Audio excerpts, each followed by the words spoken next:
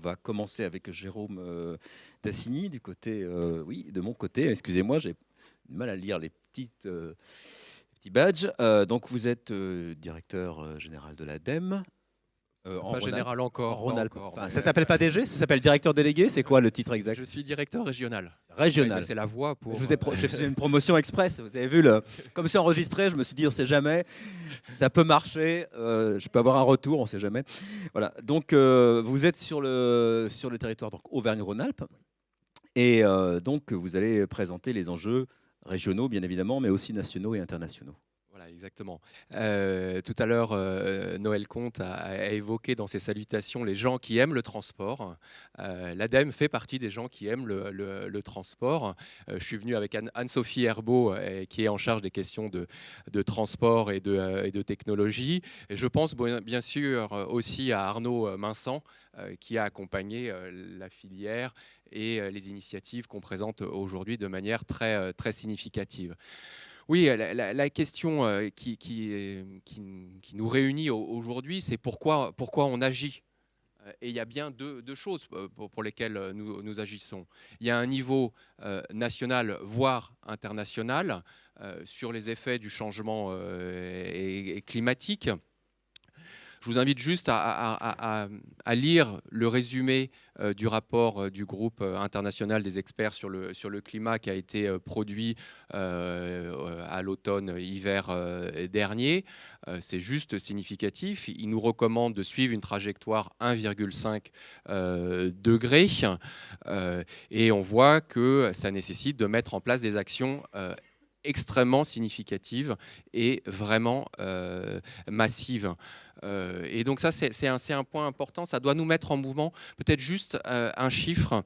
À 3,2 degrés, on imagine que c'est 40% des milieux naturels et des espèces qui peuvent disparaître. Donc vous voyez juste l'impact que ça peut générer sur nos écosystèmes et sur nos conditions de vie.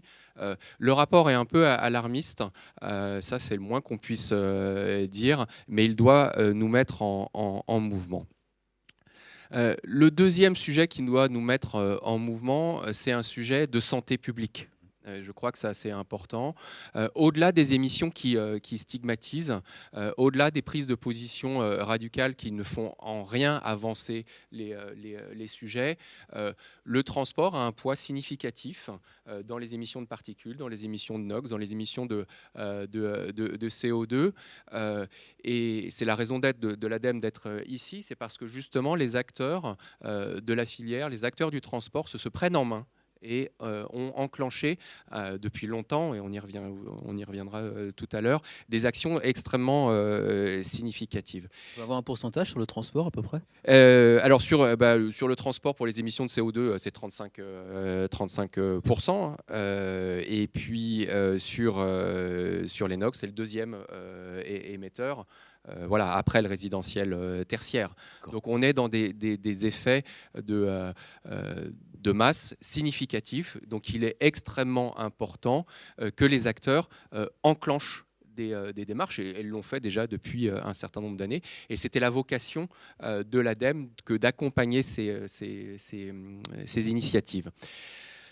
De manière très concrète aussi, pourquoi on agit? Parce que lié à ces émissions de CO2, lié à ces émissions de particules, de NOx, eh bien, les villes prennent un certain nombre d'initiatives. D'initiatives d'ailleurs qui sont aussi poussées par des contentieux européens. Ça, je ne vais pas réexpliquer tout ça, mais il y a 6 zones en Auvergne-Rhône-Alpes qui vont avoir des plans d'action de protection de l'atmosphère, et notamment un des points, ce sont les zones à faible émission qui vont se mettre en place et qui vont limiter l'accès d'un certain nombre de véhicules essentiels à notre activité économique, essentiels à la fluidité de la ville et de nos modes de consommation. Et donc il va y avoir des barrières extrêmement fortes. forte. Donc Quand ça va se mettre en place, à peu près, on a des... vous avez des choses qui sont d'ores et déjà en place ça, ouais. à Grenoble, Alpes Métropole. La métropole de Lyon a initié des choses et a mis en place et a défini un calendrier. Et ce qui est pour moi important, c'est d'avoir un bon équilibre entre contraintes et porte de sortie honorable, facilité et solution. Et très clairement, la solution du gaz était pour nous une porte de sortie, une alternative, une proposition extrêmement concrète pour répondre à l'ensemble de ces enjeux. Comment est-ce que vous l'avez identifié par rapport à tout ce qu'on évoquait tout à l'heure? L'intérêt de cette solution? L'intérêt de cette... la vocation d'une direction régionale de l'ADEME, c'est d'avoir des grandes oreilles et d'être à l'écoute des signaux faibles. Et voilà. Et quand je disais, ce sont les transporteurs qui se sont pris en main, c'est très clairement les transporteurs qui, à un certain moment, sont venus nous voir et nous ont dit, tiens, voilà, on réfléchit à changer de modèle, on réfléchit à faire un pas de côté sur notre activité, on anticipe un certain nombre de réglementations, on anticipe un certain nombre de contraintes, on répond à des demandes aussi de nos clients. Et donc, nous, on est là. Et c'est vrai que Noël Comte a évoqué le long cheminement. Voilà, ça a été un partenariat qui n'a pas toujours été facile. Il y a eu des étapes un peu clés, un peu brutales. Mais on est là aussi pour ça. On est là pour écouter. Et voilà, donc c'est ça pour nous l'intérêt. C'est que ce n'est pas l'ADEME qui fera la transition énergétique. Ce sont les acteurs locaux de la transition. Enfin, ce seront les acteurs locaux qui vont faire cette transition. Et ces acteurs, ce sont les entreprises, ce sont les collectivités. Et c'est dans ce dialogue-là que nous, on identifie les signaux faibles. D'accord, c'est bien de le préciser. Oui. Donc, et pour continuer, donc, en fait, sur les différents enjeux, on voulait passer sur l'international, est-ce que vous voulez revenir un petit peu sur les... Non, mais je veux dire très clairement, c'est l'enjeu du dérèglement climatique. Il faut absolument qu'on fasse des choses. On n'a plus le temps de mégoter et de discuter, et donc on doit pouvoir enclencher des choses. Et ce qui est intéressant, c'est de pouvoir faire des boucles. Ce qu'a évoqué le pays rauchois, de mettre en place de la méthanisation, de faire rentrer du gaz vert dans notre réseau, d'avoir un impact significatif du puits à la roue, et ça je pense qu'on y reviendra aussi tout à l'heure, ça c'est extrêmement important. Et puis il y a un deuxième enjeu qui est l'enjeu de santé publique. Comment, dans nos villes, on va pouvoir faire. Pour moi, c'est les deux enjeux. Je veux dire, il n'y en a pas d'autres.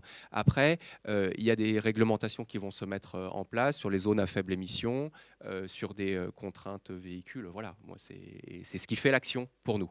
Il y a des titres de presse un peu alarmistes, justement, sur les questions d'environnement. Donc là, est-ce que vous avez décidé, vous, d'accélérer un peu le mouvement par rapport à ce qu'on évoquait tout à l'heure ?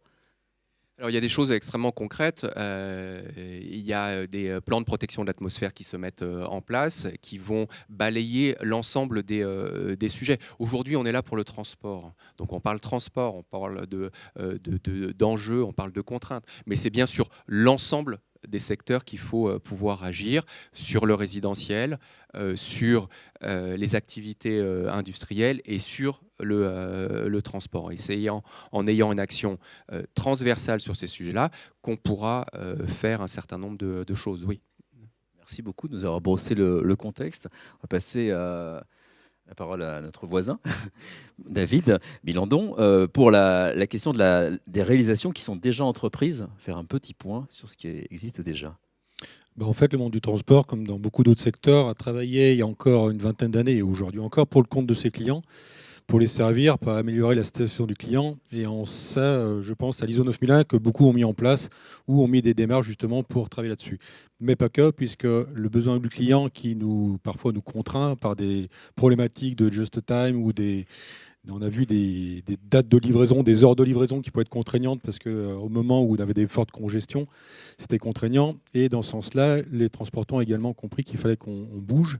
Et depuis les années 2000 déjà, on a travaillé pour certains sur l'ISO 14000 et après, par le biais de l'ADEME et des fédérations, sur la charte CO2 depuis 2008 de mémoire, et 4 axes étaient travaillés par les transporteurs, où il y en a 1400 environ, je crois, qui sont signataires de la charte aujourd'hui, où on travaille sur les axes véhicules, carburant, conducteurs et organisation de transport de façon volontaire. Chacun s'est engagé à réduire ses émissions de l'ordre de 4 à 10% en fonction de leurs engagements. Donc ça, c'était déjà un point fort du transport. Donc ça demandait déjà un certain nombre d'investissements humains et puis financiers qui étaient plus ou moins volontaires et plus ou moins appréciés des chargeurs qui ne le valorisaient pas forcément. Après, en 2016, on a connu, 2015-2016, la labellisation, donc un niveau supérieur, où on nous a demandé de nous inscrire dans la démarche, mais également de nous faire auditer par des organismes agréés, justement pour pouvoir assurer que les valeurs qui étaient données étaient certifiées conformes, entre guillemets. Donc ça, c'était les démarches supplémentaires. Et aujourd'hui, on voit on nous challenge encore, de par les chargeurs aujourd'hui, de nouveau, sur des autres normes, comme sur la 50001, donc sur la maîtrise de l'énergie. À côté de ça, on nous demande aussi, et on le fait volontiers dans le cadre du transport, des démarches RSE, et c'est ce en quoi le transport a également, enfin le secteur des transporteurs en particulier, a bien suivi la dynamique, accompagné encore une fois par l'ADEME et GRDF dans le cadre du gène volontaire, où on se mobilise pour justement monter des projets de stations gaz, pour justement nous permettre d'exercer notre activité avec du gaz dans les meilleures conditions. Donc là, ça mobilise également beaucoup d'énergie parce que nous, transporteurs, on n'a pas forcément l'habitude d'aller mobiliser les pouvoirs publics ou autres. Et comme le soulignait M. Comte, on n'a pas tous les mêmes vitesses de réaction pour embrayer des projets. Donc là, il y a une certaine inertie qui peut se mettre en place. Ça ne va pas toujours au rythme qu'on veut, mais on y arrive. Et dernièrement, pour terminer un peu sur les engagements qu'on demande, au-delà des déclarations qu'on veut nous faire déposer sur des plateformes à destination des chargeurs, alors que les informations, ils les ont quand même depuis 2013 sur les pieds de facture. Il faudrait qu'on leur traite encore ces données-là. Depuis le 26 février 2019, donc un nouveau texte qui nous imposerait de faire certifier les modes de calcul qui nous permettent de déclarer nos émissions de CO2. Donc ça fait toujours des choses supplémentaires. Donc nous, on a bien compris la démarche. On fait des démarches comme le projet équilibre. Et c'est ça qui arrive à un moment où il y a aussi peut-être d'autres paradigmes, d'autres modèles de chargement, déchargement, de flux de transport qu'il faut peut-être repenser au plan de vue global. Il a fallu vous adapter très vite. On parlait de réactivité tout à l'heure, de vitesse. Là, c'est vrai que les choses vont relativement vite et ça vous demande quand même un certain nombre d'efforts. Ça demande une grande réactivité. Alors quand on est dans des fédérations qui poussent et qui nous accompagnent, et heureusement, je repense à ADEME, GRDF sur des projets gaz, on a pu quand même avancer relativement vite. Après, pour des structures, ça reste relativement compliqué parce qu'elles n'ont pas forcément des services QSE ou autres pour pouvoir dynamiser tout ça en interne. Il faut digérer beaucoup d'informations et essayer de voir comment le réaliser concrètement sur le terrain. Ouais. Et là, on voit qu'il y a effectivement, on l'a compris tout à l'heure, un impératif à aller plus loin, même si c'est seulement aller plus vite, mais aller plus loin.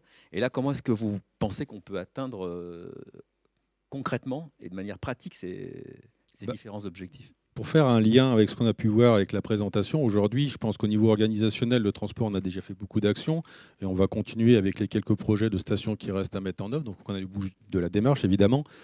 Après, ce qu'on a pu voir, c'est qu'on focalisait sur des consommations sur autoroute ou des choses comme ça. Et en fait, on se rend compte quand même que 4% des trajets, c'est négligeable. Par contre, c'est 14% des consommations des émissions de CO2.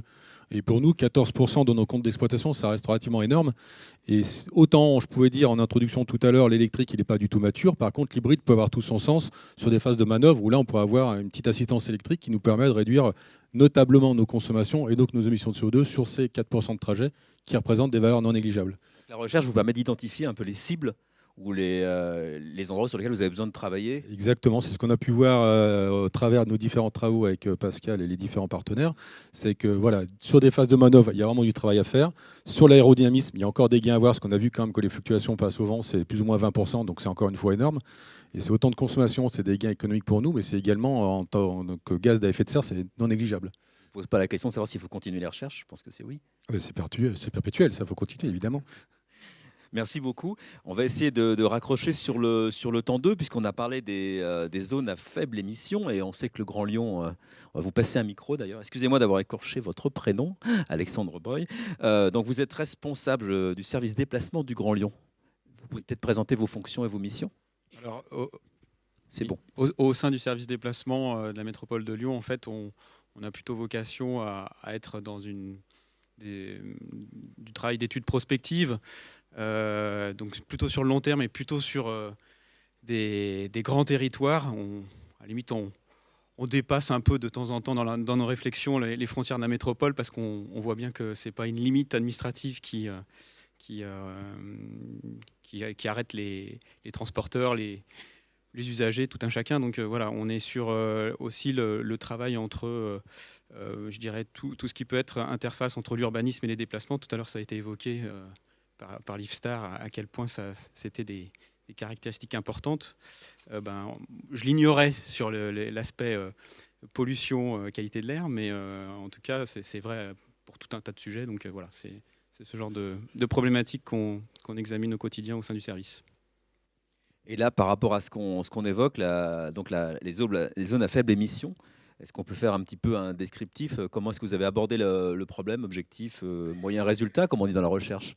Alors, on est à cheval justement entre le prospectif et puis quand même la mise en œuvre, là, parce qu'on était pressé, je dirais, par le politique et puis même, je dirais, par l'opinion publique. Ça devenait, tout à l'heure a été cité par Jérôme Dassini, la question de la santé publique, et c'était, je pense, l'élément déclencheur.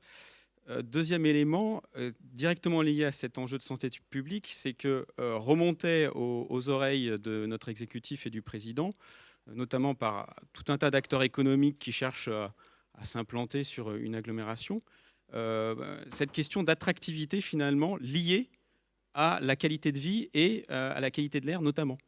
Donc ça devenait aussi non pas seulement un enjeu de santé, mais un enjeu économique, de compétitivité de l'agglomération par rapport aux autres agglomérations en Europe.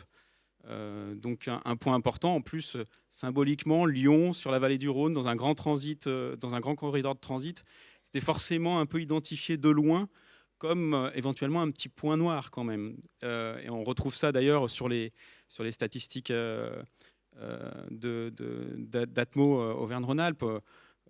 Je regardais encore le bilan 2018. 3/4 des habitants surexposés au NOx sur la région, ils sont sur la métropole de Lyon. Donc voilà. Quand on parle de bouchons lyonnais, c'est pas seulement la restauration. Exactement.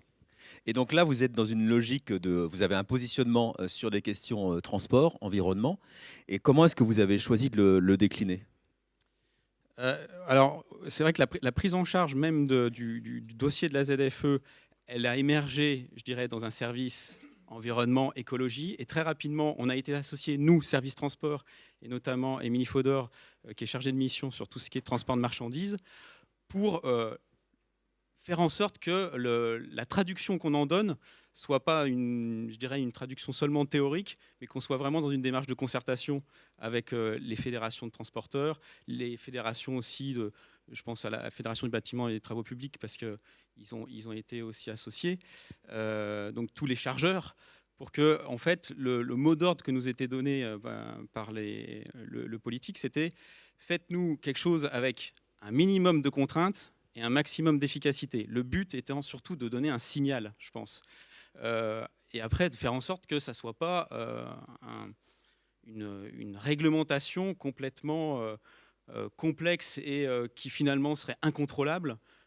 Donc voilà, c'était ce jeu qu'il fallait, cet équilibre qu'il fallait trouver dans ce qu'on a déterminé.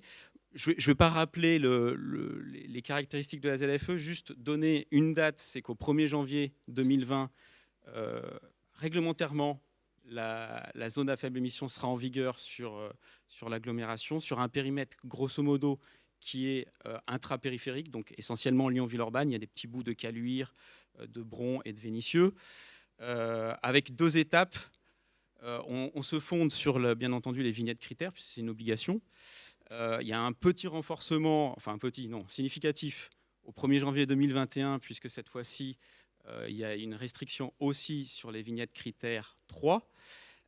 Et puis, je dirais que le point important aussi, peut-être, ça a été l'objet de pas mal de critiques des riverains, des élus, mais on a tenu à ça, c'est que pour l'instant, on a exclu tout ce qui est voies structurantes d'agglomération. Je pense au périph' Bonnevet, je pense à A6, A7.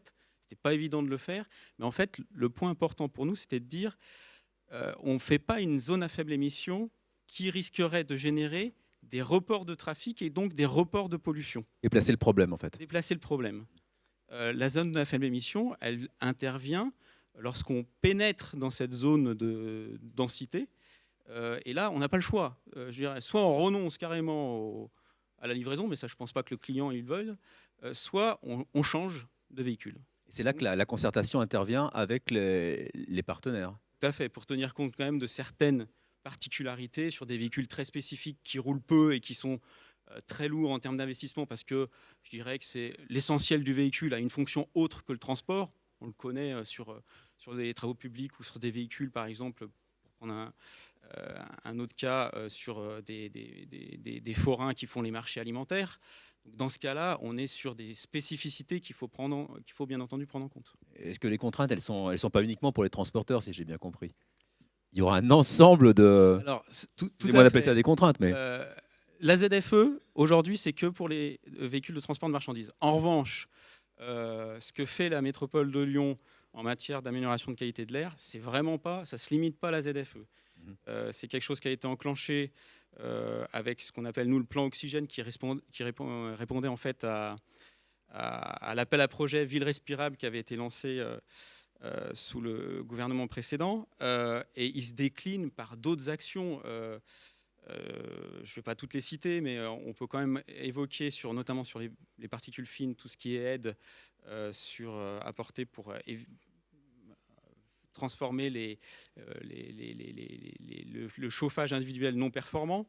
Et puis plus récemment, moi j'ai envie d'évoquer quand même, parce qu'on nous fait des fois la critique d'être peu contraignant vis-à-vis des ménages, notamment sur la mobilité. Je pense qu'une mesure, même si on ne sait pas encore qu'est-ce que ça va donner en termes de pollution, une mesure comme la limitation à 70 km/h du boulevard périphérique Laurent Bonnevet, il faut quand même là aussi un certain courage politique pour la mettre en œuvre. Le point essentiel, c'est quand même que la bonne mesure, c'est celle qu'on arrive à mettre en œuvre. Une mesure qui tout de suite aurait été sur le territoire de l'agglomération, une ZFE qui aurait concerné l'ensemble des véhicules, est-ce que vraiment politiquement on aurait pu la voter et l'assumer? Je ne suis pas sûr. Aujourd'hui, ce qui est satisfaisant, c'est qu'en janvier, lorsqu'on a délibéré sur la mise en place de cette ZFE, c'est à l'unanimité du Conseil métropolitain qu'elle a été approuvée, cette délibération. Et la concertation qu'on a pu mener avec les différents organismes professionnels, je pense, a permis de répondre à un certain nombre de craintes. Le travail, il est encore à poursuivre, bien entendu. Mais aujourd'hui, je n'ai pas l'impression que ça fasse polémique. Donc, l'équilibre est tenu. On a vu qu'il y avait une petite collectivité qui a pris des initiatives tout à l'heure, ça nous a été présenté. Alors, est-ce que vous, c'est moins réactif parce que c'est plus lourd, ou est-ce qu'au contraire, les moyens dont vous disposez vous permettent d'être dans la prospective et de, suite à ce qu'on a évoqué, de nous donner des perspectives pour la suite? Qu'est-ce que vous aimeriez développer, j'allais dire avec une baguette magique? Alors, il y a énormément de choses à développer. Il y a dans la salle aussi mon collègue Olivier Morgan. Alors, lui qui a eu le plaisir lundi de voir les élus voter le schéma directeur des énergies, qui est très ambitieux sur le sujet, et en plus, je dirais, exhaustif sur la manière dont la question de l'énergie doit être traitée. Tout à l'heure, en début de réunion de matinée, il m'a rappelé les objectifs à 2030, notamment sur la motorisation, sur le parc de véhicules. Sur les poids lourds, par exemple, c'est un objectif de 20% gaz à 2030 qui est identifié. Derrière, c'est forcément tout un écosystème qui doit se mettre en place pour faire en sorte aussi de valoriser des projets de méthanisation qui puissent permettre de valoriser la filière gaz. Donc, je dirais, il y a tellement de projets à mener que... Vous avez des exemples concrets de choses que vous auriez dans les cartons, qui, même si ce n'est pas décidé, mais des choses auxquelles vous pensez? Alors, je ne raconte pas de bêtises avec la méthanisation sur les bouts de stations d'épuration, hein, qui est mise en œuvre. C'est sur quel step? Je ne sais plus. C'est la FESI. Pierre-Bénite et Saint-Fond. Voilà. D'accord. Et puis, comme projet passé, je dirais, il y a... aussi pour enclencher le mouvement sur nos propres flottes de véhicules, et je pense notamment aux bennes à ordures ménagères, un équipement important qui a été fait sur des BOM au GNV. Donc, si je puis me permettre, c'est quand même important que l'agglo fasse le même effort que nous. Exactement, de toute façon on est soumis hein, non seulement à cet la perche que je tendais. Et puis sur le transport public, la loi de transition énergétique, là, impose carrément, je dirais, des objectifs sur le renouvellement de parcs qui sont très exigeants pour le syndicat de transport Citral. Comment vous percevez l'expérience qu'on a évoquée du côté d'équilibre et de tout ce qui a été évoqué par notre collègue chercheur? Alors, j'ai été mais vraiment très intéressé par ce qui a été présenté par l'IFSTAR. J'étais, je vais être honnête, à des centaines de kilomètres de m'imaginer tout ça. Ça m'a beaucoup parlé, pas seulement en tant que responsable du service déplacement, mais aussi pour nos collègues aménageurs. Quand est-ce que vous nous supprimez les ronds-points? Exactement, je me fais une réflexion. S'il vous plaît. Vous avez vu ce que ça fait, les ronds-points? Mais oui, parce que non, mais c'est concret. Notre prisme aujourd'hui, c'est la raréfaction du foncier et faire en sorte d'avoir des aménagements de plus en plus compacts. On est en train de trucider, en fait, grosso modo, ce qu'on a fait dans les années 70 en disant c'était une hérésie, le mètre carré, il est précieux, c'est du foncier agricole. OK. Sauf que on a vu la vertu de ce que c'est qu'une voie d'insertion par rapport à un giratoire. Un carrefour dénivelé. Merci. Faut être au volant d'un camion pour le comprendre. C'était épatant. Et une dernière réflexion par rapport aussi à la tarification. On a bien compris qu'une autoroute de contournement, grosso modo, les kilomètres qui sont parcourus dessus, c'est en termes d'impact, en tout cas sur les NOx, c'est quasiment rien. Par rapport à une voie structurante, une pénétrante urbaine, et je pense à la 6 à 7 notamment. Et qu'est-ce qui se passe en termes de tarification d'usage? C'est qu'il y en a une qui est fortement tarifée et l'autre qui est gratuite. Ça pose quand même question. Je ne sais pas comment on y répond, mais... Alors ça, c'est pas vraiment ce qu'on attendait. Surprise. Oui, vous êtes sympa quand vous dites on supprime les ronds-points, on supprime les trucs qui vont nous faire ralentir nos camions. Mettre un péage sur le périph', c'est moyen, quoi. Mais bon, plus sérieusement, je pense qu'il faut quand même retenir une chose de tout ce qui a été présenté ce matin, c'est que même nous, on a appris des choses justement sur où se produisait la pollution. Okay, la conso, on avait une idée, mais où se produisait la pollution. Par contre, ça a des traductions très concrètes pour nous. Vous parlez des FE, avec une zone intérieure périphérique. Je vais vous parler de mon cas à moi. Comme on parle de moi depuis ce matin, je vais continuer. On a des camions qui chargent en Haute-Savoie, qui vont livrer Lyon 3e. C'est des 44 tonnes. D'accord? Donc en théorie, je dis bien en théorie, si on n'avait pas pris que quelques dispositions, on arriverait à la hauteur du périphérique, il faudrait ou changer de tracteur ou transborder la marchandise. Donc vous voyez, il y a quelque chose qui, dans ces limites, il faut en mettre des limites, ok, mais ça, on va vite tomber dans certaines contraintes. Donc, je vous rassure, nous, la solution, c'est des véhicules GNV. Hein, donc, on ne s'emmerde pas, on ne se pose plus de questions.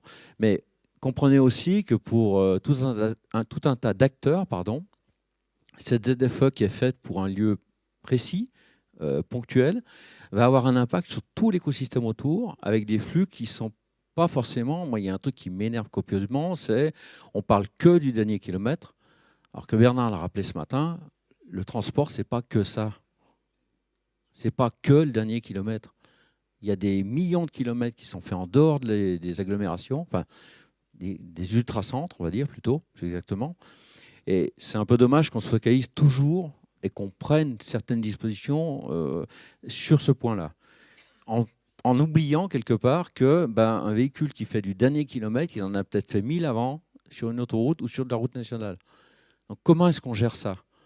Et ça, c'est ce qu'on discutait un petit peu en aparté tout à l'heure, c'est tout le travail qu'on doit faire, collectivités, transporteurs et services de l'État, en essayant de trouver des solutions concrètes, pratico-pratiques, qui font qu'on ne coupe pas, on n'arrête pas l'activité économique. Donc la chose, il faut vraiment que la collectivité prenne conscience qu'il y a des choses, il y a des bras de levier que vous pouvez actionner, le réseau principalement, mais il faut aussi qu'on travaille sur peut-être une distribution un peu différente. Il y a tout un tas d'idées qui existent, il y a tout un tas de gens qui ont de bonnes idées. Entre nous, soit dit, le CDU, on n'y a jamais cru et je pense que ce n'est pas une bonne idée, mais il y a d'autres solutions qui sont le mix de tous, qui sont un mix de toutes ces solutions qui peuvent rendre les choses encore plus concrètes. Donc, j'ai envie de dire, sans trop prendre de risques, par rapport aux transporteurs, vu ce qui a été présenté, il est difficile de dire que la ZFE n'en veut pas absolument. Ce que je suis simplement en train de vous dire, je pense qu'il faut qu'on continue à travailler ensemble pour qu'on aille vers des solutions concrètes, pratiques et accessibles. Alexandre Breuil, vous voulez C'est plutôt important, ça. Oui, rebondir? Deux réactions. Déjà, la première, je me dis, c'est quand même pas si mal pour une fois qu'une réglementation récompense les vertueux. Donc, sur le fait que, oui, forcément, ça crée une contrainte. Jusqu'à maintenant, on voit que depuis des années, un certain nombre d'acteurs étaient engagés de manière volontaire sur une démarche vertueuse qui peut être coûteuse. Mine de rien, il y a quand même une question de moyenne à la fin en termes d'émissions globales. Et si tous les efforts accomplis par les vertueux sont annihilés par ceux qui traînent à se convertir, je dirais que la population, elle attend l'amélioration. Donc voilà, c'est quand même là aussi, à nouveau, la ZFE doit être un signal pour faire en sorte que tout le monde s'engage dans cette démarche d'aller vers un système plus vertueux. Et sur le deuxième point, je pense que sur les aspects d'amélioration de la logistique, il faut effectivement ne pas être dogmatique, il faut être vraiment dans un travail, je dirais, qui associe les chargeurs, les transporteurs, etc., pour trouver les bonnes solutions. On tâtonne encore, on a essuyé des échecs, il faut le reconnaître, en étant peut-être trop ambitieux, trop volontariste et pas assez conscient des réalités économiques. Le point essentiel, à mon avis, c'est de faire en sorte qu'on ait le souci, nous, puissance publique, de répondre, y compris au niveau, je dirais, politique urbaine, en dédiant, en ayant de l'attention, en tout cas, pour la fonction d'approvisionnement de la ville, et en faisant en sorte que les fonctions logistiques ne soient pas toujours reportées, toujours plus loin, plus loin, plus loin. En réservant du foncier. En réservant du foncier. Donc, il y a un appel à projet qui a eu la CNR là, sur le port Édouard Herriot que la métropole a soutenu. Il y a d'autres, je pense, appels à projet. On a identifié, nous, d'autres parcelles foncières qui peuvent être intéressantes et sur lesquelles on aura à nouveau cette démarche d'appel à projet parce que c'est pas forcément un élément glamour, valorisable, tout ça, mais si on veut être vertueux et efficace, on a besoin de foncier, y compris en zone urbaine. Juste pour boucler, puis après je passe la parole à Didier Saucier. En fait, on a vu dans l'étude qui a été faite que l'urbanité, c'est quelque chose de très large. Et que c'est pour rebondir sur ce que dit Pascal, c'est en lien. Donc on a quand même tout un tas de dimensions à travailler qui mériteraient justement d'être faites dans une totale concertation en allant très loin sur les territoires, me semble-t-il. Oui, on est vraiment dans cette philosophie, je pense, de faire en sorte que on ne soit pas dans une décision qui arrive d'en haut et qui serait non concertée.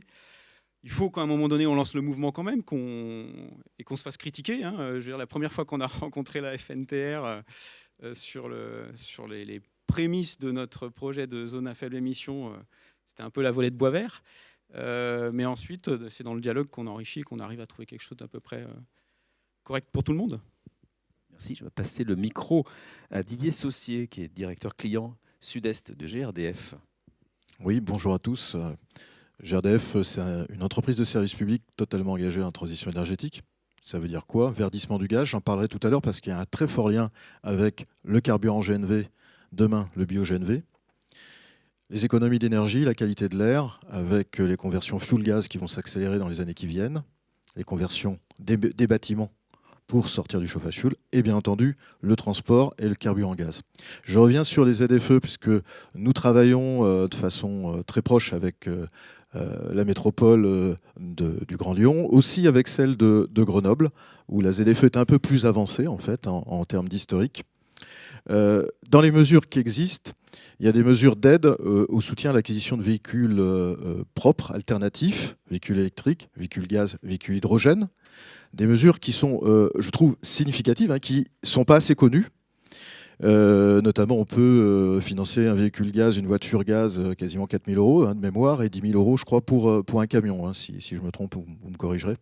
Donc des montants qui ne sont pas anecdotiques, qui sont assez proches, pour ceux qui connaissent GN Volontaire, des montants qui sont mis en jeu pour soutenir les acquisitions de véhicules, de camions GNV dans le cadre du dispositif GN Volontaire.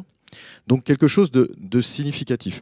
Pour autant, ce n'est pas le tout de soutenir la demande, c'est très bien, mais il faut avoir l'infrastructure de station. Et il faut arriver à faire la cohérence pour que l'histoire ait un peu de sens. Il faut soutenir et qu'il y ait de plus en plus de véhicules, et il faut que l'infrastructure se développe en nombre et en pertinence de l'implantation, ce qui renvoie notamment au problème du foncier. Et dans une métropole comme le Grand Lyon, ce n'est pas une question de troisième ordre, c'est une question extrêmement importante. Alors, non seulement il y a ces mesures de soutien, il y a une coopération depuis de nombreuses années, ADEME, Métropole du Grand Lyon, GRDF, pour faire démarrer le GNV. Vous avez parlé des bennes à ordures là, qui sont en place depuis 2 ans, il y en a 70 sur la métropole, donc c'est quand même l'essentiel du parc qui en 2 ans a été converti. Le Citral a annoncé qu'il prendra des véhicules électriques et des bus gaz très rapidement. Donc on voit que ça va bouger aussi du côté du transport des personnes dans la métropole. Lors de la concertation, les professionnels ont évoqué le manque de visibilité en fait, sur les infrastructures. Et certains ont émis l'idée de dire mais ce serait pas mal peut-être de faire un schéma directeur des stations GNV. Donc on a rebondi dans le cadre de notre partenariat ADEME, Grand Lyon, GRDF. Et donc on est en train d'engager ce travail. Hein. Aujourd'hui, pour être clair, sur la métropole du Grand Lyon, il y a des stations privées de plus en plus nombreuses. Il y a 2 stations publiques véhicules légers et il y a 2 stations publiques poids lourds en service. Et il y a 4 projets de stations publiques poids lourds en cours, relativement bien avancés. Ça ne suffit pas. C'est mieux que rien, mais ça ne suffit pas. Je pense que dans l'étape dans laquelle on est, en dessous de 10 stations bien positionnées sur la métropole, on n'est pas à la hauteur de la réponse qu'il faut construire avec les utilisateurs. Donc notre schéma directeur qu'on va construire ensemble, il a vocation, en interrogeant les professionnels, bien entendu, c'est-à-dire en trouvant les endroits les plus pertinents pour les utilisateurs, il a vocation à aussi construire les modalités qui permettront d'arriver, j'espère, le plus rapidement possible à un seuil critique. Et là, on aura du sens parce qu'on aura des mesures de soutien pour les acquisitions et en même temps, on aura une facilité d'utilisation adaptée aux besoins des professionnels. Et c'est ce qu'il faut qu'on arrive à construire ensemble. Mais j'ai confiance dans la capacité qu'on puisse le faire avec les professionnels, avec la métropole et l'ADEME. On a déjà démontré qu'on était capable de travailler ensemble. On l'a vraiment bien démontré. Et je pense que la volonté est réellement partagée. Sur l'énergie gaz, vous pouvez faire un petit topo par rapport à l'investissement de GRDF? Alors sur le GNV, en fait, on a beaucoup parlé d'équilibre et qui est un projet majeur. Il y a un deuxième projet, j'ai cité le mot GN Volontaire, qui est complètement imbriqué et finalement qui a pris son propre envol. C'était le dispositif en fait, qui a permis de sortir de ce dilemme. Il n'y a pas de station, il n'y a pas de camion, il n'y a pas de camion, il n'y a pas de station. En trouvant avec les transporteurs, finalement, et les premiers ont été ceux du projet Équilibre, de trouver les modalités de soutien à l'acquisition des véhicules pour, en contrepartie, avoir un engagement d'aller se sourcer sur une station publique qui serait créée à cette occasion et qui, elle, ne serait pas subventionnée. C'est ce qu'on a fait sur Saint-Pierre-en-Faucigny, dans la vallée de l'Arve, en lien avec le projet Équilibre. Et ensuite, on a dupliqué ce pilote avec l'ADEME. On l'a dupliqué sur Saint-Étienne et sur Corba, donc sur la métropole. Ce qui est intéressant, c'est que la région a repris finalement ce principe et on a fait un nouveau partenariat région ADEME GRDF pour sortir maintenant 12 stations. Mais à chaque fois, c'est le même principe. On ne finance pas les stations, on finance sur des poches données avec les professionnels, on finance finalement les surcoûts, une partie du surcoût des camions pour pouvoir basculer et faire émerger des stations publiques. C'est en train de se concrétiser à Yzeure, à Clermont-Ferrand, à Rion, c'est en train de se concrétiser bientôt à Villefranche aussi, à Annecy, ça avance aussi, La Tronche aussi, du côté de Grenoble. Donc on voit bien que c'est vraiment bien parti. Et nous, en plus, ce que l'on fait comme soutien au GNV, c'est que sur les ZFE, on le fait à Grenoble, on est en accord avec la métropole, on amène un complément d'aide finalement dans les bascules des véhicules vers le GNV. Parler avec l'ADEME ou les transporteurs, le fait d'être dans l'accélération en fait. Donc, est-ce que là, sur cette anticipation-là, vous avez aussi eu recours à des recherches ou à de la prospective de votre côté? Alors, on a... C'est devant en fait, ce qu'on fait à l'IFSTAR. la problématique aujourd'hui, le GNV, c'est une technique qui est mature. On peut peut-être optimiser encore mieux les moteurs GNV, et de ce point de vue-là, Équilibre va amener des enseignements intéressants. Mais il faut retenir que c'est la seule technologie mature pour quelqu'un qui veut sortir du diesel avec un gros camion de 19 ou de 44 tonnes. Donc, en fait, aujourd'hui, c'est plus une logique de comment on arrive à faire prendre la mayonnaise, excusez-moi d'utiliser cette expression, c'est-à-dire en arrivant à mettre en synergie toutes les parties prenantes et en réussissant à créer une dynamique qui embarque à la fois les constructeurs de camions, les utilisateurs de ces camions, les transporteurs, les collectivités parce qu'elles ont le foncier, parce qu'elles ont un rôle dans la réglementation locale à travers notamment les zones faibles émissions, les acteurs gaziers, parce qu'il faut amener des infrastructures gaz pour pouvoir alimenter ces infrastructures. Et ça, on a réussi à le faire plutôt bien en région. On a été même en avance, on est toujours en avance. Et ce qu'on a engagé, on va continuer à le faire. La dynamique, aujourd'hui, elle est vraiment bien engagée sur cette région. Juste Merci beaucoup. un petit point, un petit off, comme on dit. Jérôme Dassini, vous vous souvenez décembre 2013 à l'IFEN, une petite discussion, comment est-ce qu'on fait pour débloquer le truc. C'est ce qui a créé Jeunes Volontaires. Donc voilà, on a quand même fait 2-3 petits trucs en plus de l'expérimentation. Et tous les gens qui sont ici, et beaucoup dans la salle aujourd'hui, ont fait qu'on a quand même un petit peu changé la donne à ce niveau-là. C'est pas encore parfait, mais on a fait une partie du boulot, on va dire. Voilà. Merci Pascal. On va continuer sur notre troisième temps face aux enjeux, les solutions carburants alternatifs avec Brigitte Martin, à qui je vais laisser beaucoup plus de temps, comme nous en sommes convenus entre nous. Okay. Donc, merci Brigitte Martin. Donc, je suis directeur adjoint du secteur transport d'IFP Énergie Nouvelle, donc également un institut Carnot. Donc la question, vous l'avez compris, elle est compliquée. On a effectivement une multiplicité de solutions. Donc, quand on parle d'énergie pour le transport. Et j'ai déjà rappelé effectivement un point, c'est que effectivement il y a à la fois à traiter les aspects de pollution urbaine, Jérôme en a parlé, qui touchent tous nos concitoyens au quotidien. Et donc, il ne faut pas effectivement lâcher sur la baisse des polluants locaux, donc soit par des actions sur les véhicules, soit par des actions sur les restrictions de circulation ou autres. Donc voilà, continuons les efforts à tous les niveaux, mais on est aussi face à une urgence climatique et donc le CO2 et les solutions qui vont permettre de limiter les émissions de CO2 du transport sont bien évidemment importantes et sont à accélérer.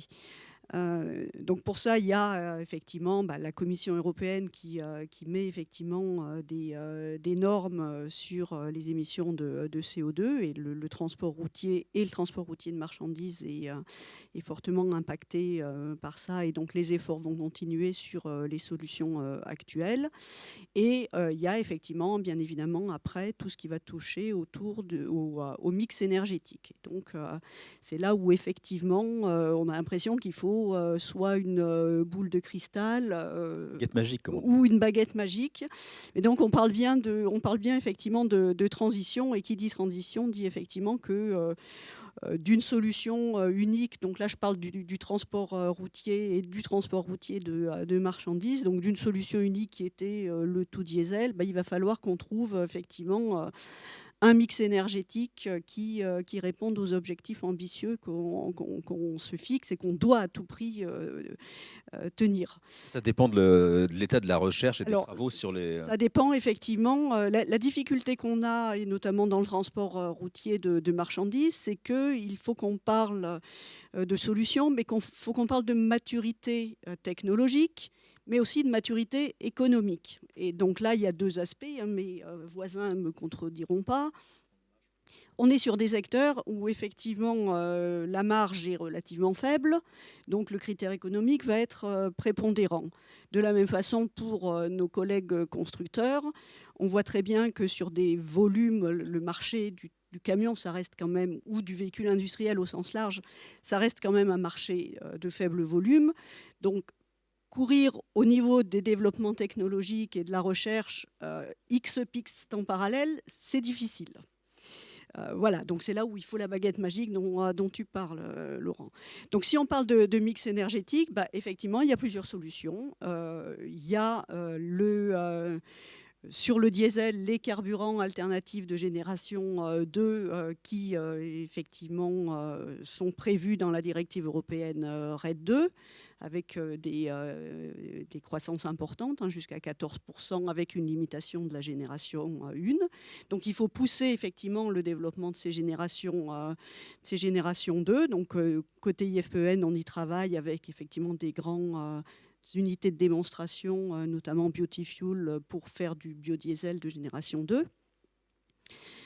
Il y a évidemment le biogaz, on en a largement parlé. Ce qu'il faut savoir, c'est que ces carburants alternatifs, biogaz ou génération 2, c'est quand même 85% de gains en CO2 du puits à la roue. Avec l'avantage d'être cumulatif avec les améliorations des motorisations, où là, il y a encore des progrès à faire en termes de récupération d'énergie, en termes de système de combustion, en termes d'amélioration des frottements et autres. Donc, on a l'avantage effectivement d'avoir des technologies qui sont cumulatives. C'est vrai qu'aussi le biogaz sera cumulatif avec les améliorations des motorisations gaz naturel. Donc, Sophie en a parlé. Et l'avantage, parce que le réseau gaz naturel se développe et commence à être quand même conséquent, et que le réseau de distribution des carburants liquides existe depuis longtemps, d'être très rapidement déployable. Donc voilà, on a le diesel, le gaz et avec leurs composantes carburants alternatifs. Et puis après, on a d'autres solutions comme l'électricité, l'hydrogène. L'hydrogène qui va pouvoir refaire du gaz naturel ou des carburants liquides, mais là on est sur des horizons très très longs. Et donc dans ces choix technologiques, il faut effectivement qu'on prenne en compte la diversité des usages, on l'a très bien vu à travers Équilibre, mais également la réalité économique. Et donc aujourd'hui, effectivement, l'électricité et l'électricité bas CO2, en France, c'est une réalité, mais il faut qu'elle soit un peu plus renouvelable qu'elle ne l'est à l'heure actuelle. Et l'hydrogène, l'hydrogène vert, c'est quand même quelque chose qui reste encore à développer et qui reste à développer avec une réalité économique. Parce qu'aujourd'hui, le prix de l'hydrogène dit vert est loin d'être compétitif. Et donc, il faut effectivement préparer l'avènement de ces solutions-là, mais il ne faut pas le voir comme une solution déployable dans un futur très très proche. Donc, à grande échelle, c'est pas possible. À grande échelle, rapidement, non. Il faut faire des progrès sur les électrolyseurs, il faut faire des projets sur l'électricité verte, parce qu'on ne fera de l'hydrogène vert que si on a de l'électricité verte. Donc voilà, c'est quelque chose qu'il faut préparer aussi au niveau des technologies véhicules. Et donc, pour tout ça, on a besoin d'outils. On a besoin d'outils d'aide à la décision, et on voit bien qu'on a besoin d'outils d'aide à la décision à différentes échelles. On a bien vu un des résultats d'Équilibre, c'est qu'on voit bien que l'usage est important, et donc que la solution va être dépendante de l'usage. On ne va pas avoir la même chose pour de la distribution périurbaine, pour du très grand routier ou pour de l'urbain. L'électrique pour l'urbain, ça règle effectivement le problème de qualité de l'air dont on a parlé. Ça a du sens en termes de CO2 si on choisit bien la technologie et notamment l'autonomie des véhicules. On a besoin d'outils d'aide à la décision donc pour guider l'acte d'achat des transporteurs. Et on a bien vu la difficulté, donc il faut qu'on vous aide sur ces sujets-là.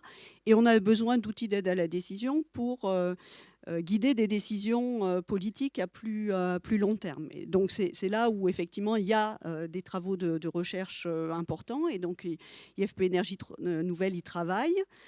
Sur les outils d'aide à la décision à plus long terme, on travaille sur des études économiques et environnementales, hein. Donc on a, avec l'aide de l'ADEME, réalisé une étude qui s'appelait E4T, qui montrait effectivement, qui comparait différentes solutions de véhicules. C'était très axé véhicules particuliers pour l'étude qui est déjà publiée, que vous trouverez sur le site de l'ADEME et sur notre site, mais pour lequel on est en train de travailler, donc toujours avec l'ADEME, sur une suite où il y aura beaucoup plus de cas d'usage liés au poids lourd. Et donc ça permet de regarder en termes de TCO, en termes de bilan CO2, de bilan de pollution, mais aussi de questions de criticité de matériaux, quelles sont les solutions qui sont importantes et à quelle échéance. Vous vous placez sur l'appui aux politiques publiques. Voilà. Là, on se passe sur l'appui aux politiques publiques. Et à ce sujet-là, je voudrais rebondir aussi sur la nécessité, et Jean-Claude en parlait au début de la matinée, de la nécessité non pas de regarder le CO2 à l'échappement, mais bien de regarder le CO2 du puits à la roue, mais aussi de regarder le CO2 sur l'ensemble du cycle de vie. Et typiquement, l'étude de 4T nous a montré, alors sur un cas véhicule particulier, mais je pense que ça a le mérite d'être transposable sur des véhicules plus lourds, que la batterie pèse très lourd en termes de bilan CO2 quand on regarde l'analyse du cycle de vie. Parce que l'extraction des minerais, la fabrication de la batterie est effectivement quelque chose qui émet énormément de CO2. Donc il faut multiplier ces analyses de cycle de vie et faire en sorte que nos décisions qui vont guider le long terme pour la France ou pour l'Europe soient bien prises sur des critères globaux. Et notamment, je pense que pour les batteries, augmenter l'autonomie d'un véhicule, oui, ça peut avoir du sens pour le transporteur. En termes de CO2, tant qu'on est effectivement sur des batteries avec des fabrications qui ne sont pas complètement vertueuses en matière de CO2, ça plombe, passez-moi l'expression, le bilan du véhicule sur son cycle de vie. J'aurais une question à ce stade sur les verrous technologiques, en fait.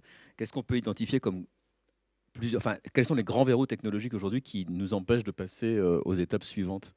Alors, je pense que sur l'électrique, il faut effectivement améliorer les performances des batteries, notamment en termes de densité énergétique et de coût.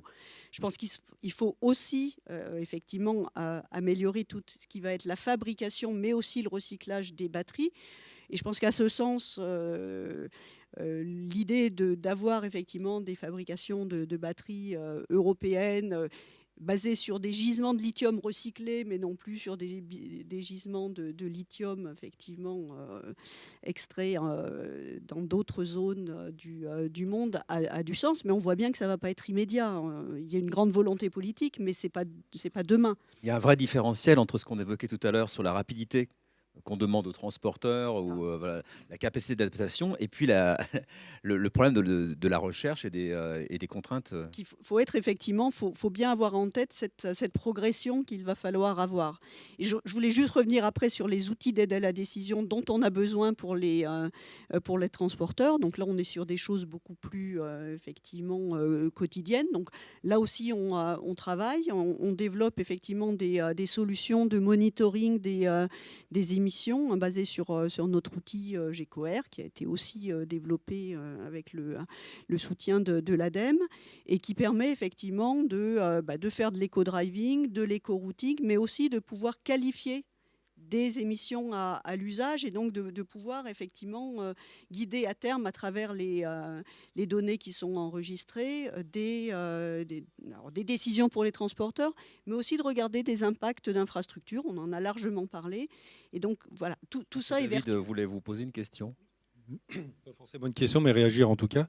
C'est qu'en fait, par le biais d'équilibre, de l'expérimentation, de l'enseignement qu'on en a tiré, on a bien compris, et on est unanime là-dessus, qu'il y a bien un mix énergétique qui va se mettre en place.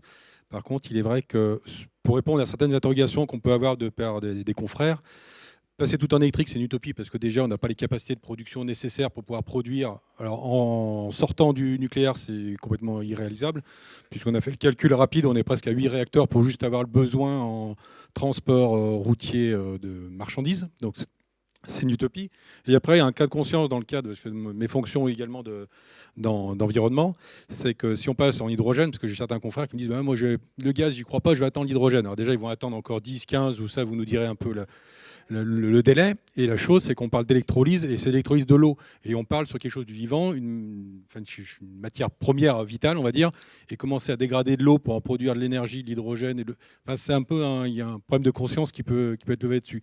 Contrairement au GNV, bio-GNV, quand on travaille sur de la matière fermentescible, du déchet qu'on transforme en énergie, là, je trouve que c'est beaucoup plus vertueux. Enfin, après, c'est un point de vue qu'on partage plus ou moins dans le sein d'équilibre.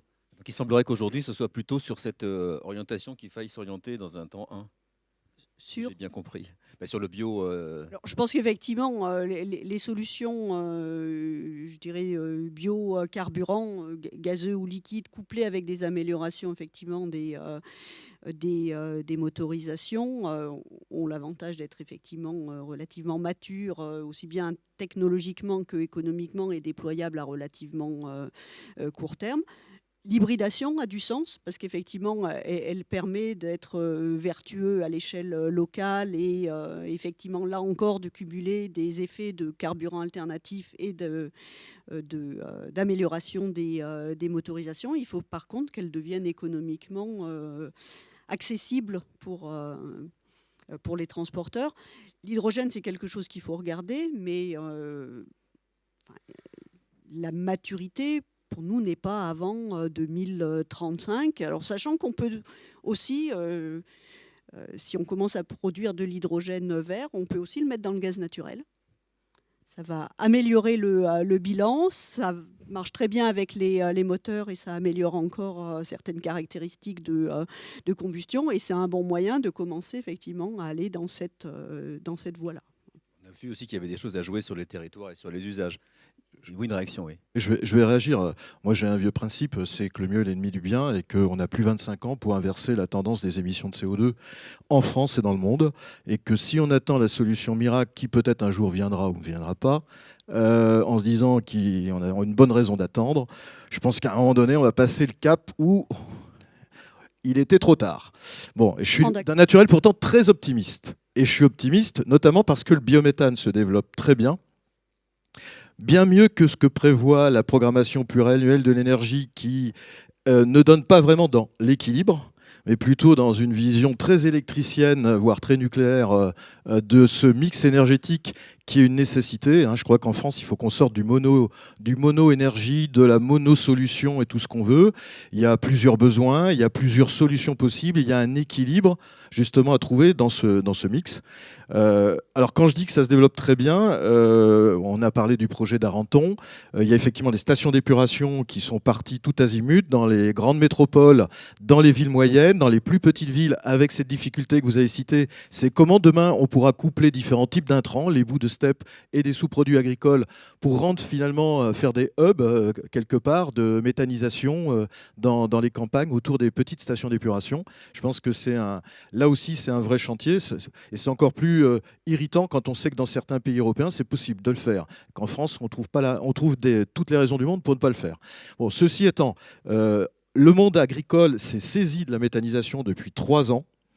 Dans une région comme Auvergne-Rhône-Alpes, le conseil régional a décidé il y a moins d'1 an d'une politique de soutien extrêmement dynamique qui va jusqu'à mettre 700 000 € par projet avec une ambition de 200 sites de méthanisation dans les 4 ans. Il n'y a aucune région, même Hauts-de-France, je crois, qui est vraiment très très gaz vert. Je pense que la région Auvergne-Rhône-Alpes, de ce point de vue-là, est vraiment remarquable, et c'est facile d'annoncer des ambitions. C'est quand même nettement mieux quand il y a la cohérence avec les moyens derrière pour pouvoir soutenir cette ambition, et c'est le cas. Donc on a un développement du biométhane qui est énorme. Aujourd'hui, il y a 70 projets qui sont ce qu'on appelle à l'état études détaillées, c'est-à-dire vraiment là, dans les 6 à 12 mois qui viennent, les premières pierres vont être posées. 70 projets, il y a 8 sites qui injectent en Auvergne-Rhône-Alpes. Donc vous voyez la dynamique, et il y a 200 projets déclarés. Donc quand on regarde ça, ça augmente à une vitesse énorme, et c'est vraiment très bien parce que c'est des déchets qui sont mieux valorisés, que ce soit des stations d'épuration ou le monde agricole. C'est un complément revenu pour le monde agricole. C'est aussi une façon d'aborder l'agriculture et de réduire les impacts environnementaux de l'agriculture qui est vraiment très intéressante, par l'utilisation du digesta à la place des engrais chimiques, notamment. Et c'est très cohérent avec le développement du GNV, parce que ça permet déjà d'aller chercher après le gain de CO2 que vous évoquiez et de passer à 80 ou 85% d'amélioration du bilan CO2 en étant avec du 100% bio-GNV. Jean-Claude Giraud, vous voulez réagir peut-être? Il y a un micro juste à côté. Je vais réagir en disant que je suis très content d'entendre ce que j'ai entendu ce matin, parce que tout le monde se satisfait du développement du gaz, et je remercie encore Équilibre, et puis l'IFSTAR pour cette étude très intéressante, effectivement, que nous allons relayer sur notre site parce que, et auprès des politiques, parce que c'est extrêmement important, et même ceux qui étaient dans le métier, je suppose qu'on n'était pas tous au courant des chiffres que nous avez donnés, et c'est extrêmement intéressant. Donc, j'espère qu'il y a beaucoup de politiques dans la salle et beaucoup de journalistes qui vont pouvoir relayer tous vos propos, très, très favorables au gaz. J'espère que M. Breuil va se présenter à la métropole en tant qu'élu, parce que c'est les élus quand même c'est les élus qui donnent l'impulsion. Et si les élus ont le même raisonnement que vous, monsieur, eh bien écoutez, je pense qu'on va aller vraiment vers un chemin qui sera nettement meilleur pour la pollution, mais pour le transport routier, parce qu'effectivement, on tire à boulet rouge sur le transport routier depuis des années, et on fait des logistiques, on parlait des ronds-points, mais il y en a d'autres qui sont vraiment contraires à la bienséance et à l'utilisation réelle, non seulement de la voiture, mais surtout des poids lourds. Donc merci de ce que vous avez dit, et faites passer le message à vos collègues et aux politiques, parce que c'est extrêmement important. Tout à l'heure, j'ai entendu parler du surcoût des véhicules. C'est vrai qu'aujourd'hui, il y a encore un surcoût des véhicules gaz, mais d'abord, avec le développement en volume, les constructeurs, il y en a un dans la salle, vont réduire leurs coûts, et il s'y est engagé il y a quelques temps.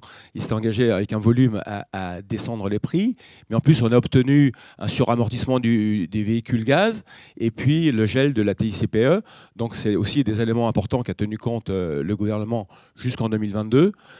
Donc, c'est important. Et c'est vrai que le temps industriel, le temps d'amortissement des véhicules et le temps politique n'est pas le même. Donc c'est là où on a toujours des difficultés pour faire comprendre les sujets. Et encore, le temps industriel n'est pas le temps des transporteurs. Nous, on a une pression d'enfer, collectivité, clients, et les industriels ont encore un autre temps. Et là, je pense qu'on s'accorde. C'est pour ça qu'en même temps, il faudrait pour qu'on puisse étudier aller sur la même route. Donc je l'ai dit, avec l'IFPN, on va faire une étude avec l'AFG aussi sur justement cette étude complète, parce que c'est important.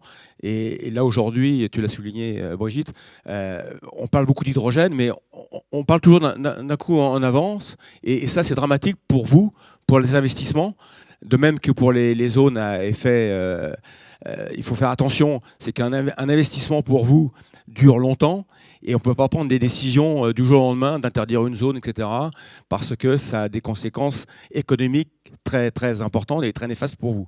Donc je rappelle aussi, parce que tout le monde le sait, ceux qui sont transporteurs, mais sans camions, on ne vit plus, parce qu'il n'y a plus de vie économique, et dans les villes, on ne serait plus approvisionné. Donc il faut trouver, ce n'est pas le fait seulement d'interdire des camions, il faut trouver une solution pour les livraisons. Et puis, on est tous d'accord pour lutter contre la pollution, et vous avez tous démontré que le gaz est une solution, mais le transport routier n'est pas la source principale de pollution quand même, il faut quand même le rappeler. Et en plus, en France, la pollution totale de la France, ça représente 1% de la population totale mondiale. On est 1% de la population. Donc, même si on n'avait plus de camions, même si on vivait à la chandelle en France, c'est pas ça qui sauverait la planète. Donc il faut quand même relativiser et non pas pénaliser l'activité économique de notre pays. Merci, je vais passer la parole Ça doit être aussi notre exigence d'action. C'est-à-dire qu'on ne doit pas effectivement se dire qu'on ne représente que 1%, parce que sinon on ne ferait pas grand-chose. Peut-être juste partager deux convictions qui doivent nous mettre en mouvement. Je l'ai dit tout à l'heure, ce sont les acteurs locaux qui vont faire le score de la transition énergétique. Ce qui a été inventé avec GN Volontaire, je pense que c'est inédit, c'est la poule et l'œuf en même temps. Et ça, aujourd'hui, je crois que c'est le succès de cette filière-là, que d'avoir couplé une maturité technologique, maturité d'acteurs, maturité de collectivités locales et maturité de production d'énergie renouvelable. Cette filière, elle est unique. La transversalité qu'on évoquait. La transversalité, elle est unique et on a quelque chose où on avance de front. Et ça, c'est juste exceptionnel. La deuxième conviction, c'est qu'on va passer, et Brigitte, vous l'avez dit, c'est on va passer d'un monde mono à un monde multi. Et ça, il faut bien qu'on se le mette dans le crâne. Ceux qui nous vendent des monosolutions sont des faux prophètes et ils ne comprennent pas le monde dans lequel nous allons transiter. Et ça, voilà, c'est vraiment juste majeur à comprendre. Et l'étude qui nous a été présentée aujourd'hui, elle le montre bien parce que à des usages et à des conditions d'utilisation dans des villes, des solutions différentes pourront être proposées, devront être proposées. Voilà. Et il y a juste aussi cette question de la maturité et économique qui fait le succès. Donc aujourd'hui, on a une filière qui nous permet, qui a cette maturité économique et nous permet de faire un premier pas. Ce premier pas, il ne ferme pas les autres et il ne ferme pas les autres filières qui interviendront à un moment donné en relais, en complément ou en j'en sais rien d'ailleurs, ou en monosolution, mais ça j'y crois pas trop. Et ça, voilà. Donc aujourd'hui, c'était mon point de départ, on n'a plus tellement le temps d'agir. Et ceux qui attendent sont là aussi dans l'erreur. Et donc, on a cette filière, on y va, sans exclusive des autres et des projets de recherche, des projets d'accompagnement de la maturité. Merci, je vais boucler sur cette histoire de temps, puisqu'en fait on a un temps qui est imparti, ça fait presque une conclusion ce que vous avez donné. Peut-être que Pascal, tu veux faire une conclusion rapide ? Non, déjà, je voudrais remercier tout le monde d'être présent et de nous avoir écoutés. Je pense que c'est important, on avait des messages à faire passer ce matin, c'est vraiment important qu'on partage ce qu'on a pu trouver, et ce qu'on a compris, ce qu'on a compris de nos usages. Ça a été évoqué avec les gens typiques de Noureddine tout à l'heure. On avait au départ du projet des incompréhensions, des différences, des mondes différents. Première chose, le projet a déjà permis de rapprocher beaucoup de monde. Donc ça, c'est important. On discute beaucoup plus facilement entre la recherche qu'on ne connaissait pas du tout, entre transporteurs aussi, avec les collectivités, on était un petit peu chien et chat auparavant, on peut le dire. Là, c'est beaucoup plus accessible, détendu. Donc, on arrive à construire des choses. C'est très, très important pour trouver une solution. Parce que de toute manière, là-dessus, je rejoins complètement Jérôme et Brigitte. On n'a plus le temps d'attendre. Ça, je crois qu'il faut se le mettre dans le crâne. On peut taper des pieds, on peut faire ce qu'on veut, mais on n'a plus le temps d'attendre. Donc, la solution GNV nous semble à nous, en fonction de tout ce qu'on a pu regarder, tout ce qu'on a pu chercher, nous semble la plus accessible, la plus économiquement soutenable. Ça, c'est un fait. Le fait aussi que Équilibre a permis de lever le tapis sur pas mal de choses et on peut vous garantir aujourd'hui qu'il n'y a rien de caché. C'est-à-dire qu'on ne va pas découvrir dans quelques années qu'il y avait un truc qu'on avait omis et qui va sortir. Non, je pense qu'on a vraiment fait le tour. On a connu, comme le rappelait Noureddine tout à l'heure, on a connu ou ce que Bernard a démontré, des couacs, on va dire, sur certaines valeurs. Donc ça a été corrigé par les constructeurs depuis. Il y a encore des progrès à faire sur la filière, sur toute la partie distribution. Là-dessus, il y a encore énormément de choses à améliorer, mais les gens travaillent et c'est très bien. Et par contre, moi, il y a 3 points qui, à chaque fois, me motivent, parce que tout ce qu'on a fait là avec David, c'est 8 à 10 ans de boulot, c'est en plus de notre boulot, et c'est un peu lourd des fois. Tout ce qui motive, c'est 3 points principaux. Le premier, Noël Comte en a parlé tout à l'heure, on a un problème 3 points principaux, qui vont aboutir à ce que, je prends le risque de l'annoncer aujourd'hui, on va avoir une réduction du flux de transport de marchandises. Alors, tout le monde va me regarder un peu bizarrement, mais moi, j'en suis persuadé. Parce que quand on regarde les faits, simplement les faits, on a un problème de trouver des candidats pour mettre dans les camions, on va dire des conducteurs, mais aussi des problèmes pour trouver des exploitants. Donc ça, c'est le problème numéro 1 qui fait qu'on est bloqué dans notre développement. Okay, ça dépend comment on le prend, à dire non à certaines choses. Ça fait quelques années qu'on dit non à certains clients parce qu'on n'a plus de conducteurs. Ok ? Donc ça, c'est le premier point qu'il faut avoir en ligne de mire. Le second, c'est la gestion de l'énergie chez nous. C'est un poste très important où, comme on le rappelait à l'instant, tout est misé sur une mono-énergie, le gasoil. Ce gasoil, il fait ça toute l'année, même tous les jours, même d'heure en heure. On n'a aucune prédictibilité, on ne peut rien faire avec. Okay ? Il y a des choses, on est quand même sur une ressource finie qui va forcément augmenter en termes d'offres et de demande. On a aussi des petites alertes, comme par exemple le transport maritime qui, pour éliminer le fuel lourd, ce qui est une très bonne chose, on ne va pas revenir là-dessus, va basculer au GNL, mais va basculer aussi au gasoil. Donc l'appel d'air sur le marché, il va quand même être conséquent. Donc ce qu'on peut s'attendre dans les années qui viennent, en tendance longue, à une augmentation assez forte du gasoil. Okay ? Le gaz augmentera aussi, on va pas se mentir. Mais je pense qu'il faut vraiment qu'on diversifie nos achats là-dessus. Le GNV permet ça. C'est-à-dire qu'en ayant, et on le sait dans nos entreprises qui roulent en gaz depuis quelques années maintenant, quand on regarde notre courbe, notre poids d'achat de l'énergie dans nos bilans, quand le gasoil est haut, le gaz est bas, et inversement. Donc c'est un effet régulateur. Ça ne veut pas dire qu'on va baisser les coûts. Arrêtons de dire qu'on va baisser les coûts. C'est fini, ça. Ça, c'est fini. Les coûts de transport vont augmenter. C'est une logique implacable. Okay ? L'énergie, la diversification énergétique apporte une stabilité dans nos achats, une manière de gérer, d'arbitrer, ce qu'on n'avait pas jusqu'à maintenant. Et puis le dernier point qu'il ne faut pas oublier, et ça a été évoqué un petit peu par Brigitte, c'est les nouvelles réglementations. On a vu à l'instant, il y a quelques minutes, la ZFE, toutes ces réglementations sur le sanitaire. Donc ça, c'était déjà une première couche. Mais à ça, on rajoute encore une autre couche qui est beaucoup plus importante, à mon avis, et beaucoup plus impactante à moyen et long terme, même à court terme pour certaines choses. C'est le règlement limitation des émissions de CO2 du 18 avril dernier, voté au niveau du Parlement européen, qui fait que ça contraint les constructeurs à baisser leurs émissions de moins 15% à 2025 et moins 30% à 2030. Deux, trois petits trucs. C'est sur les émissions réelles, dans ce qu'on a fait là.